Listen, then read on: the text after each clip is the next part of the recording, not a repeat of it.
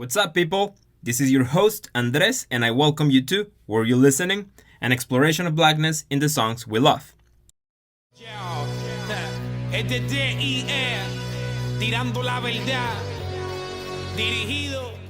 Today, we'll be listening to Censurarme by Eddie D.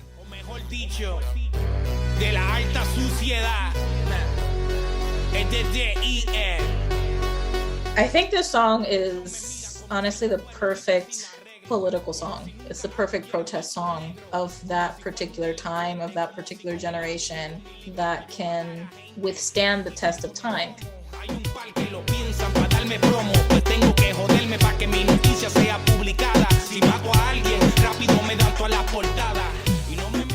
Were You Listening is a series of the Mixtape podcast which aims to center the contribution of black people and culture across Latin America and its diaspora through dance and music.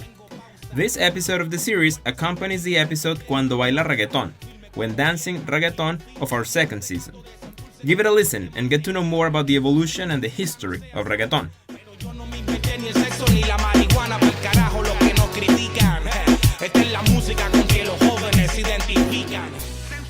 Today's artist, Eddie D, is a composer, rapper, and producer born in Rio Piedras, Puerto Rico in 1977.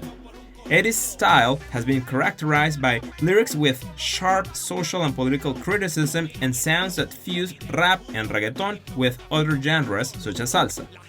Eddie's work has had great influence in both the rap and reggaeton genres in Puerto Rico. Some of his most influential work includes the songs Señor Oficial, Mr. Officer, in which he criticizes the way in which the police treats low-income youth in Puerto Rico simply based on their appearance and their slang, and the song Gasolina, which Eddie created with Daddy Yankee and which I'm absolutely sure you've heard at least once in your life.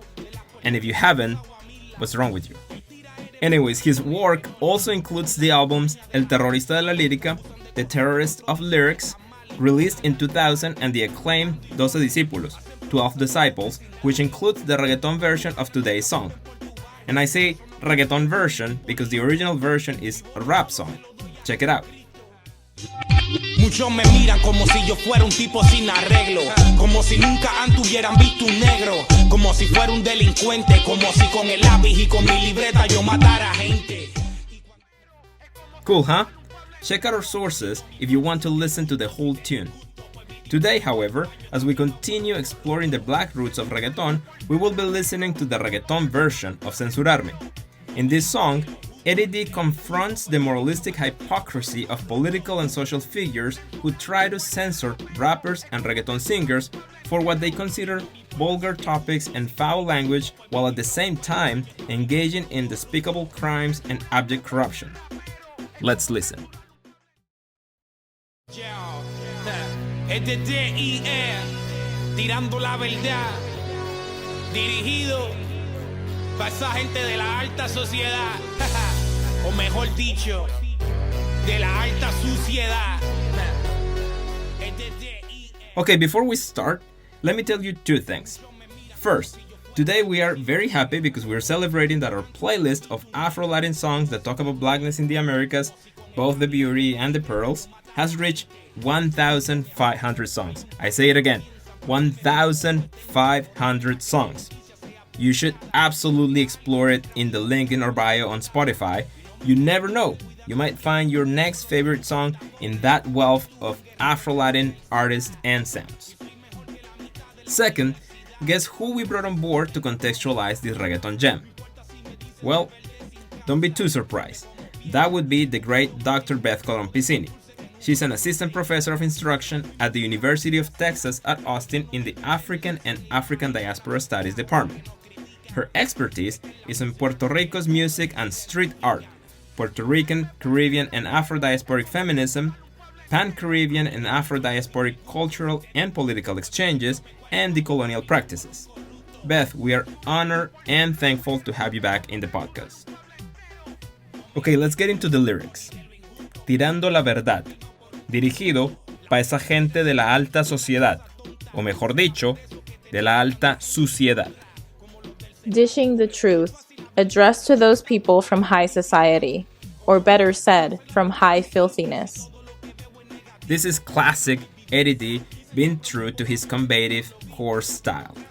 He clarifies from the beginning to whom this song is dedicated and the point of the whole song. To question what many people think high society or high class is, to reveal the hypocrisies embedded in the notion of high class. Beth, what is the role that Eddie D played in the development of reggaeton? Eddie D was a huge part of this genre and a very interesting figure within it. He started out making music at an early age and even worked as a backup dancer in the late 1980s, which I think gave him a different type of understanding of music and music production because he also had the mind of a dancer to a certain extent. I feel like if you make music, but you also dance, you have a different connection to music and you have a different understanding to music that is very interesting. And so by the time that he got into a studio to record music in the early 90s, he was a producer, a lyricist, a rapper. And so he was a triple, even quadruple threat. I think another unseen thing that set him apart and really helped the genre along that, we only get a peek of in retrospect is that he always had a very clear vision for his music and its impact, as well as a very admirable work ethic. He was a perfectionist. Like he was the type to record a song, want to change something, not like it, scrap it, start over, because he really believed in music. He really believed in what he was saying. Sometimes some people thought it was to his detriment, and perfectionism definitely has a negative side to it, but he was such a hard worker and so dedicated to his music. And he was also into innovating and playing with sound. And he really just became a leader within the sphere of not only the rapping part of it and being a face, but also the production side of things. Similarly to Tego Calderón, though, he had a very publicly known and unshakable politics and a sense of ethics that ended up making him a target for the government and, other elites that were against him or his music. But it also had him reject the commercialization and exploitation of reggaeton by corporations, labels, foreign interests, that other figures that, were his contemporaries in the mid-2000s, somebody like Daddy Yankee, for example, who is one of his collaborators on this album and a former friend of his. And even now in the contemporary period, we can think of someone like Bad Bunny. They fully embrace and profit from that. And so that's why you sort of see that Eddie V at his peak was the mid-2000s. And as he saw that first globalizing boom of reggaeton from Puerto Rico to the world, he didn't like what he was seeing and what this genre was going to become at the hands of these more capitalist and commercial interests. Muchos me miran como si yo fuera un tipo sin arreglo, como si nunca antes hubieran visto un negro, como si fuera un delincuente, como si con el lápiz y con mi libreta yo matara gente. Y cuando me asomo, hay un par que lo piensan para darme promo, pues tengo que joderme para que mi noticia sea publicada. Si mato a alguien, rápido me dan todas las portadas. Y no me miren mal, cuidado. Muchos me miran como si yo fuera un tipo sin arreglo, como si nunca antes hubieran visto un negro, como si fuera un delincuente, como si con el lápiz y con mi libreta yo matara gente.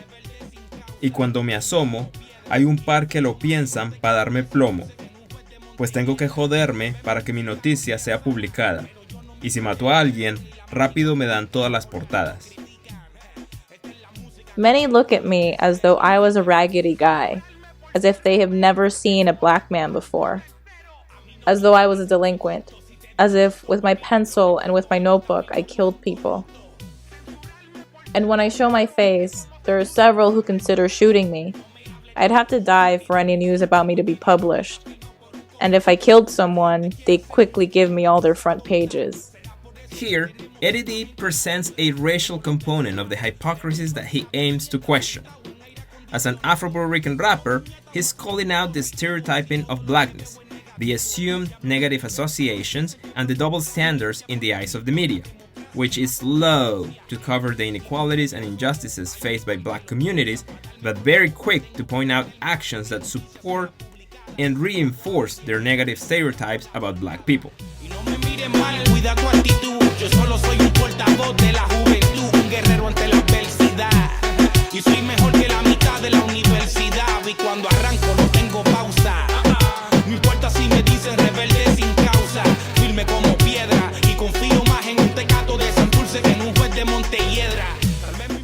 Y no me mires mal, cuida tu actitud.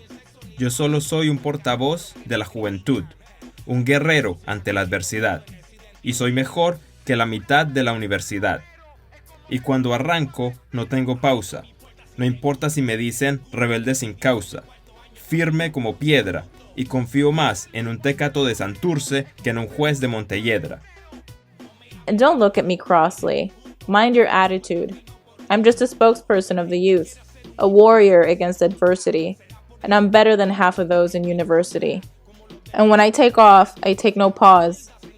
It doesn't matter if they call me rebel without a cause. Firm like a rock, and I trust a junkie from Santurce more than a judge from Montelledra. Beth, talk to us about this comparison Eddie's making at the end of these lyrics. What is he getting at? Tecato is a despective Puerto Rican slang term for drug addict or drug user. Santurce is a neighborhood in San Juan, the municipality of San Juan, that was historically working class and mostly Black. And in the past 15 to 20 years, I would even extend that to the past 30 years, it has gone through a slow but steady process of gentrification. And that has completely changed the neighborhood. And yet it still has that connotation with locals that this used to be a working class, impoverished place, dangerous, full of criminals, full of junkies, blah, blah, blah, versus a place like Montelledra, which is like a gated off community that is full of wealthy, well-off, upper middle class, professionals like judges and lawyers and doctors. So he's also making that class and race critique within that line.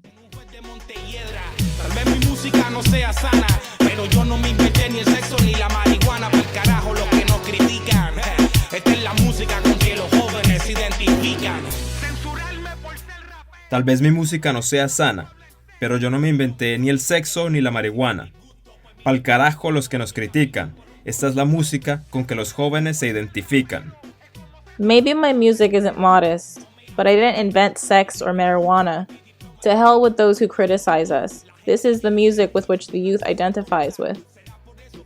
Beth, Eddie's kinda telling us here, I didn't create these things, I'm only rapping about them. Help us contextualize this shot that he's taking at moralistic inconsistencies.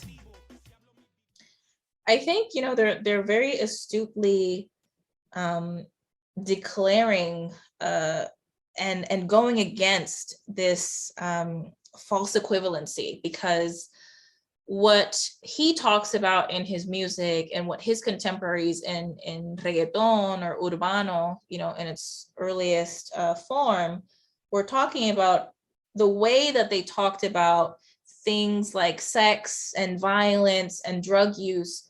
It was about their experiences with it. It was about their fantasies with it. It was about their observations in their communities about these things. It wasn't a call for the people to start having more sex or to start doing drugs or to take up a gun and impose violence on other people and terrorize the country. It was more so of, this is my experience, this is what I want, this is what I'm observing, and you moralist leader or elite or religious figurehead are taking it as fact, as something, that I'm telling the people that I'm saying this. That's not what I'm saying at all. I'm just talking here. You, on the other hand, are participating in corruption. You are abandoning the people that voted for you. You are abusing people behind closed doors. So me, with my notebook and my pen, I am not fomenting anything. I am just talking. I'm not killing anybody. I'm not, I don't have the same power and responsibility as you. I have something completely different. And so this false equivalency is what he's really getting at here, because they're wasting their time with these reggaetoneros and all this moral posturing, while they could actually be serving the people that voted for them. That's what they should be doing. That's their job as elected officials. They're supposed to protect people from violence, not the talk of violence. They're supposed to protect people from things that could make their life close to impossible, whether it's poverty or health disparities, versus what they're actually doing, which is wasting their time and talking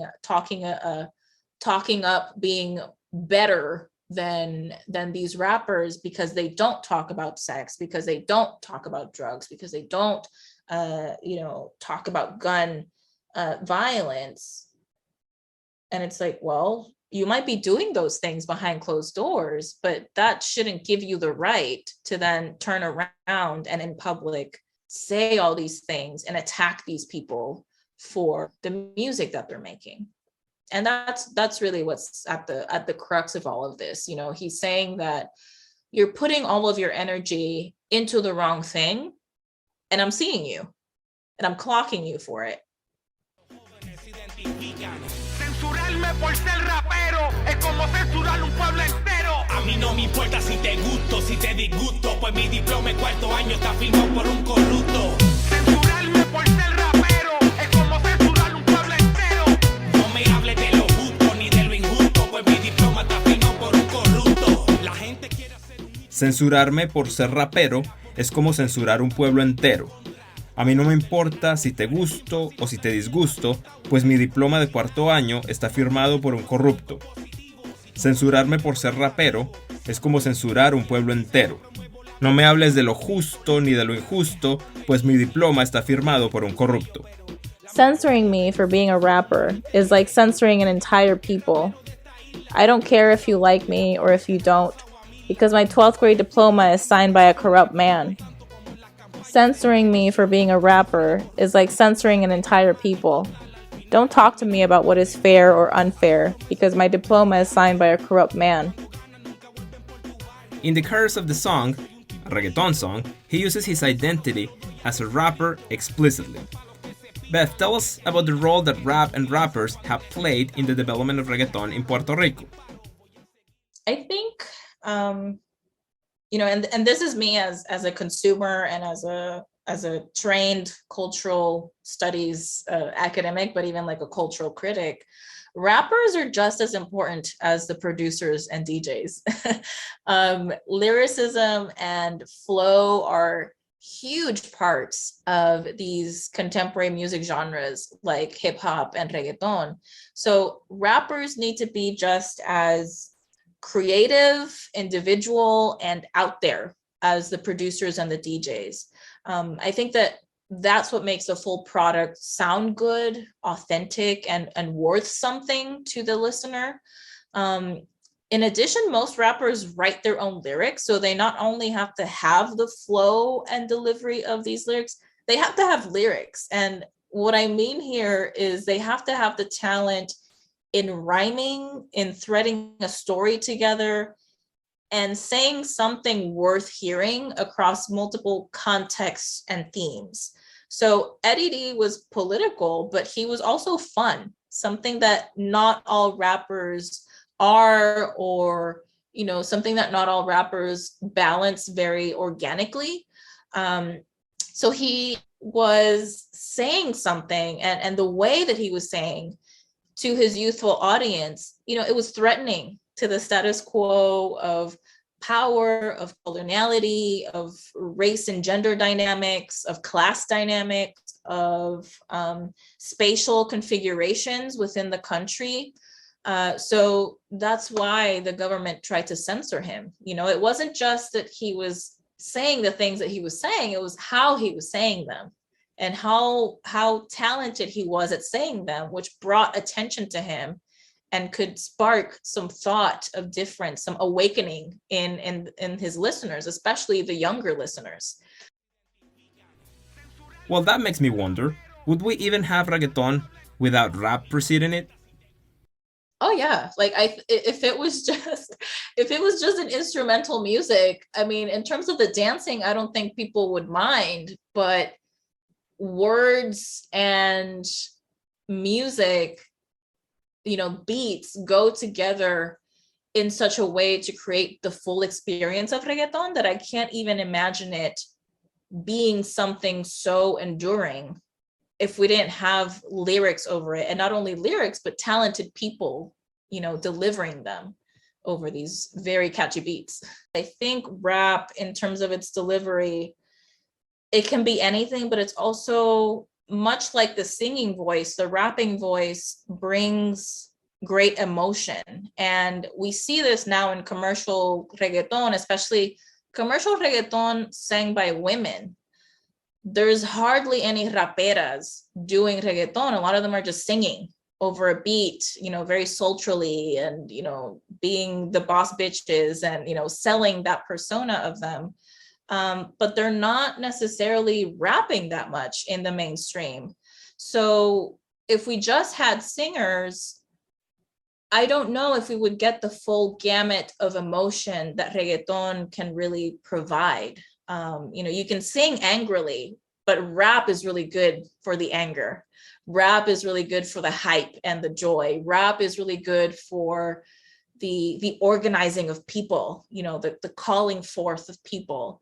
And I think that that's what would be missing if we didn't have rappers. La gente quiere hacer un nicho de una cosa tonta. Será por eso que tenemos tanta gente en contra, como los del Senado. Pero es bien fácil hablar mierda sentado en aire acondicionado. Como puñeta voy a hacer algo positivo si todo lo que veo es negativo. Si hablo mis vivencias, dicen que promuevo la violencia. Por lo visto, la democracia es a conveniencia. Nos han puesto un sello, pero... La gente quiere hacer un issue de una cosa tonta. Será por eso que tenemos tanta gente en contra, como los del Senado, pero es bien fácil hablar mierda sentado en aire acondicionado. ¿Cómo puñeta voy a hacer algo positivo si todo lo que veo es negativo? Si hablo mis vivencias, dicen que promuevo la violencia. Por lo visto, la democracia es a conveniencia. People want to make an issue out of something silly. That might be why we have so many people against us, like the ones in the Senate. But it's very easy to talk shit sitting down in an air-conditioned room. How the fuck am I going to do something positive if everything I see is negative? If I talk about my lived experiences, they say I promote violence. Seems democracy only applies when it's convenient. Beth, what can you tell us about censorship and reggaeton? And what was the role played by those politicians sitting in air-conditioned rooms that Eddie mentions? Censorship within music has a very long history in Puerto Rico, elsewhere as well, of course, but reggaeton in particular, because of its song lyrics and eventually its music videos, once the music video era for that genre really took off, they were publicly condemned by the Puerto Rican government quite consistently throughout the 1990s and early 2000s. Because they shared a lot of, sexually explicit or sometimes violent content. And so this content gave permission to Puerto Rico's legislators and religious leaders too, to employ a rhetoric that pathologized the geographies of working class communities, whether it be barrios or caseríos. and the residents that live there as undesirables, to then further stratify Puerto Rican society, much like the legislators and religious leaders of the US did and continue to do with hip hop artists.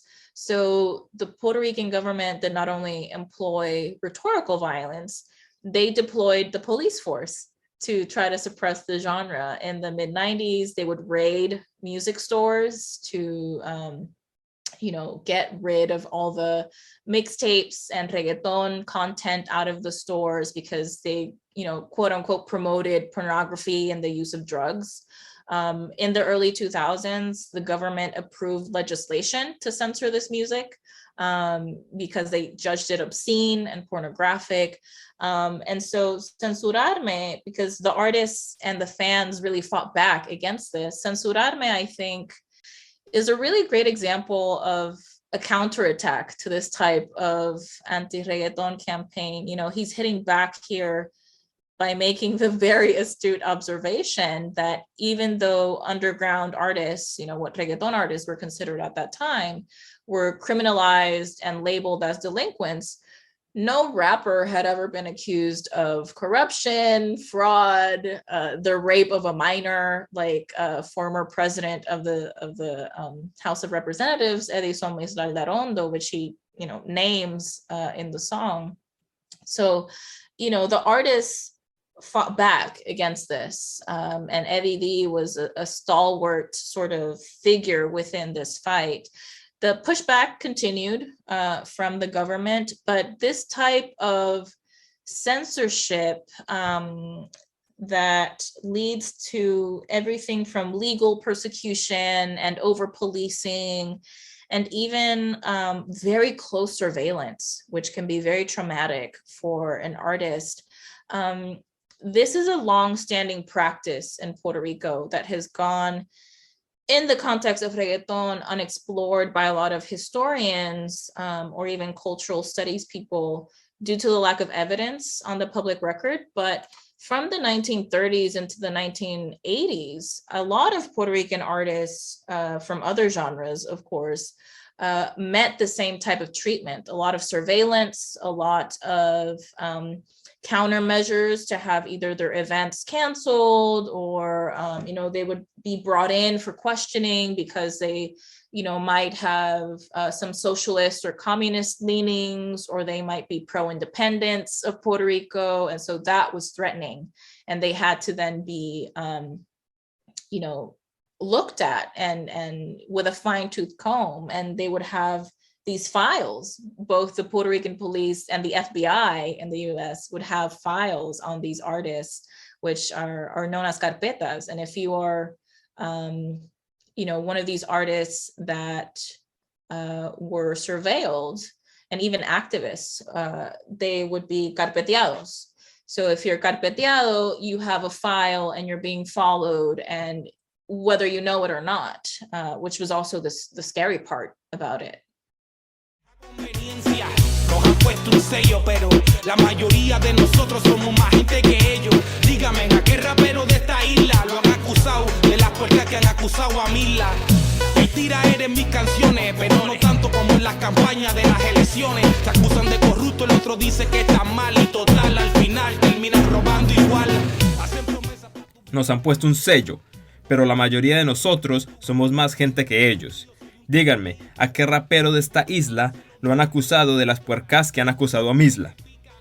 Y hay tiraera en mis canciones, pero no tanto como en la campaña de las elecciones. Se acusan de corrupto, el otro dice que está mal, y total, al final, terminan robando igual.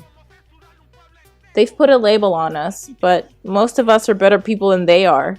Tell me, what rapper in this island has been accused of disgusting things they've accused Misla? There is mockery and confrontation in my songs, but not as much as there is in election campaigns.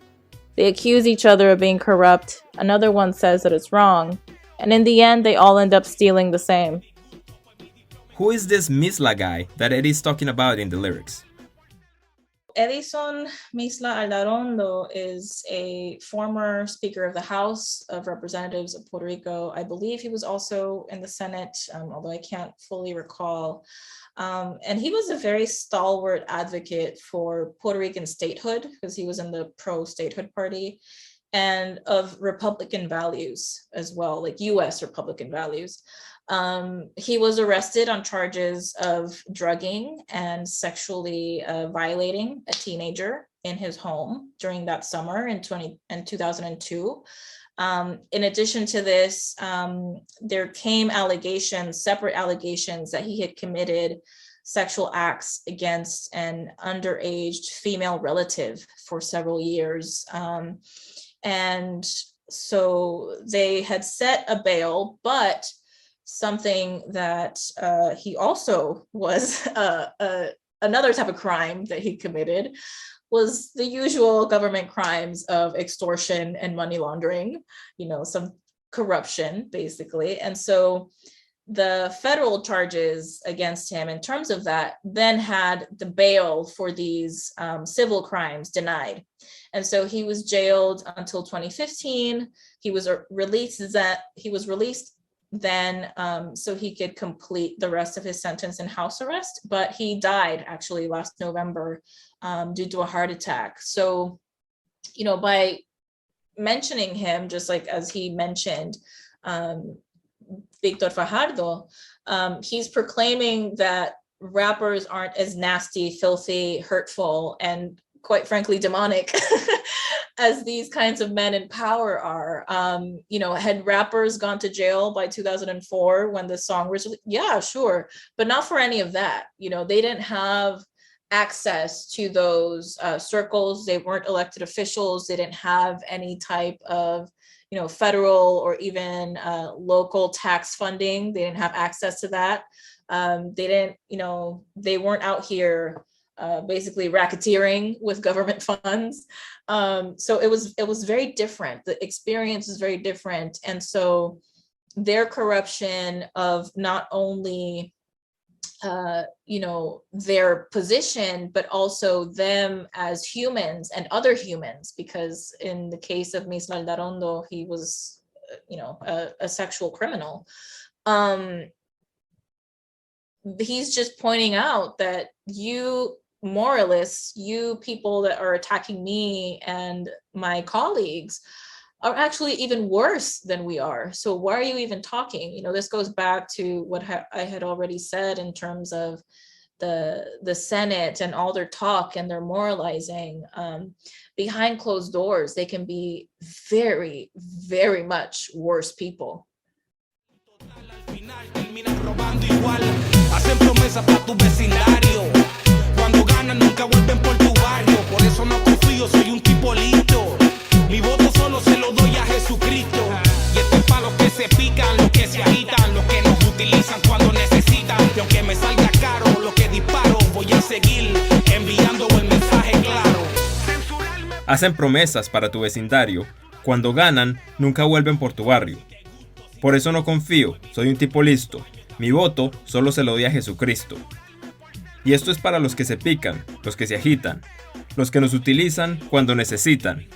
Y aunque me salga caro lo que disparo, voy a seguir enviando el mensaje claro. They make promises for your neighborhood. When they win, they never come back to your neighborhood.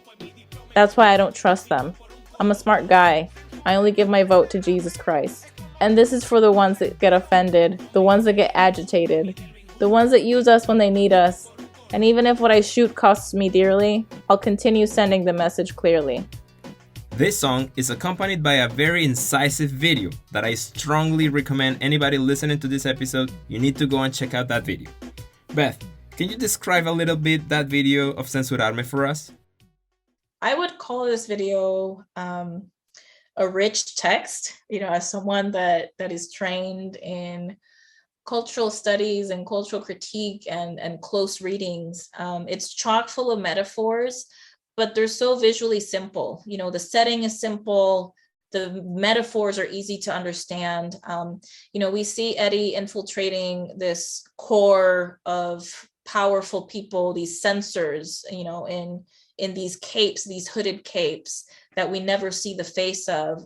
We see him in the role of Jesus on the cross, which is, quite shocking. And we see him ragefully spit into a mic, you know, all this incisive anger and critiques and very valid critiques that he has. It's amazing and it's provocative, and you can guess correctly that it rankled the government and various religious conservatives in Puerto Rico when it was released across all Christian religions. You know, the evangelicals and the Catholics were brought together by this video. But he's making a very important point. You know, he's matching these very potent lyrics with this very shocking imagery. And, you know, we see him as Jesus coming to save the silenced Puerto Rican population. You know, towards the end, we see this Catholic lady with her lace mantilla on her head and the crucifix in her hand, that she kind of like denies him, like as he's right in front of her. But he takes the tape off of her mouth, he kisses her forehead, and, you know, it's like he's saving her and, you know, accepting her hatred of him and her displeasure of him through salvation. And he's okay with that. He accepts that she's worthy of saving, which extends this metaphor that he's making of himself as Jesus. But he's also showing us, you know, shots of local newspapers talking about all of these corruption scandals and all of these arrests and all of these government abuses at the same time that we see, you know, this fake politician in his office, drinking wine, air conditioned, feeling sky high through the silencing that his power enacts, through this violence that he can employ at any time to keep the people in line. And he also shows how the Catholic Church in particular can be part of this damage of people. He's showing how they can indoctrinate and abuse young children, which is a fact that has, you know, been seen historically and contemporarily. And these are messages and critiques that could be made even now in 2022, because not much has changed since this video came out. There's still corruption, there's still abuse from the Catholic Church, there's still state violence, there's still, you know, all sorts of issues that we see in this video are happening to this day in Puerto Rico. So it's unfortunately a very timeless archive of Puerto Rican life and being a Puerto Rican in the archipelago, having to deal with leaders that want to control you, silence you, and take everything away from you and giving you nothing back. Censurarme por ser rapero es como censurar un pueblo entero. A mí no me importa si te gusto, si te disgusto, pues mi diploma en cuarto año está firmado por un corrupto. Censurarme por ser rapero es como censurar un pueblo entero. No me hables de lo justo ni de lo injusto, pues mi diploma está firmado por un corrupto. Censurarme por ser rapero es como censurar un pueblo entero. A mí no me importa si te gusto o si te disgusto, pues mi diploma de cuarto año está firmado por un corrupto. Censurarme por ser rapero es como censurar un pueblo entero. No me hables de lo justo ni de lo injusto, pues mi diploma está firmado por un corrupto. Censoring me for being a rapper is like censoring an entire people. I don't care if you like me or if you don't, because my 12th grade diploma is signed by a corrupt man. Censoring me for being a rapper is like censoring an entire people. Don't talk to me about what is fair or unfair, because my diploma is signed by a corrupt man. In the chorus of the song, he says, "My 12th grade diploma is signed by a corrupt man." And in the video, you see that the signature of Víctor Fajardo Vélez appears in the diploma. What can you tell us about this politician, Beth? Víctor Fajardo Vélez was the Secretary of Education in Puerto Rico during the former governor's tenure at that point, Pedro Rosselló González. He was governor from January of 1993 to January of 2001. Fajardo Vélez was arrested in 2002 for directing a corruption scheme in which contractors were receiving millions of dollars in government contracts for their cooperation in order to help pay for the party's re-election campaign in 2000. So they were, putting their money behind a new candidate for the party, the pro-statehood party, now that Pedro Rosselló González had 2 terms and he couldn't run again. They lost this campaign, and this led to the election of the first woman governor of Puerto Rico, who was from the competing party, the Popular Democratic Party. And so I think, this is very particular in context of Puerto Rico, because people outside of Puerto Rico don't really know how corrupt and quite violently cutthroat the political and electoral system is in this US colony, territory that it still is. And this type of scheme is par for the course. It's so normative within our governance structures. And that's what, he's really saying and pointing to in his lyrics and the music video, that it doesn't matter the banner or more so the party, they all steal. And, those that steal while in power are actually even worse criminals than him and his, friends in the genre, because they don't steal, they don't kill people, they don't abuse people for the joy of it. He's almost a mirror telling these people their truths. So it's even more obvious when you know that context, why they were so against this music, the video, and him as a figure, and why they censored him the way that they censored him. I really like this reggaeton song because it's so combative and so different in its lyrics and its delivery in comparison to what we find today in the genre. Of course, it's not like all music has to be political combative or anything, but I just find Eddie D's Censurarme tune so refreshing and so revealing of the racial and class conflicts at the onset of the genre, and so eye-opening when one considers those roots of resistance against oppression that exist in the origins of reggaeton. But not only is Censurarme an incredibly unique reggaeton song, it's also part of a remarkable and rather unique album titled 12 Discípulos, 12 Disciples. Beth, what's special about this album? So this album is quite special because you can think of it as a sort of compilation album, but it's a different type because it's really more of a collaboration album. Usually in reggaeton's earliest days, similarly to hip hop in the US, DJs would, put together, they would make their beats and then record them and compile them into cassettes or CDs when CDs came to be.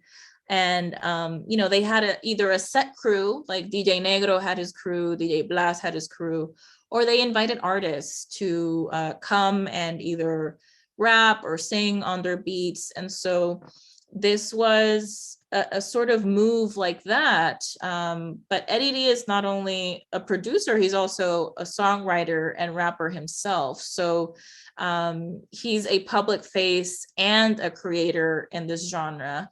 And so it was very special and unique for him. He's a figure that's been making music since the 1990s, to pick artists and, exclusively select artists that he believes in, is friends with, and just really vibes with. They might have similar purposes within the genre, or they might have similar beliefs or dedication to the music as he does. And so he invites them all to come together and collaborate with him on an album. Some of these songs the beats are produced by him, and then they have an invited artist exclusively on the track. Other songs are produced by him and feature him, but also have an invited artist on the track. So it's a very special type of what I would call almost like a hybrid album that within the genre, I don't think has really been repeated since it was released in 2004, to my knowledge. And to finish our episode, Beth, why don't you share with us a final reflection about Censurarme and about Eddie D? I think this song is honestly the perfect political song. It's the perfect protest song of that particular time, of that particular generation, that can withstand the test of time. Because as I just said, a lot of these issues that he's pointing out have not gone away. A lot of these critiques that he has are critiques that current youth have, that current, critics and writers and journalists and other politicians and, just people in general have.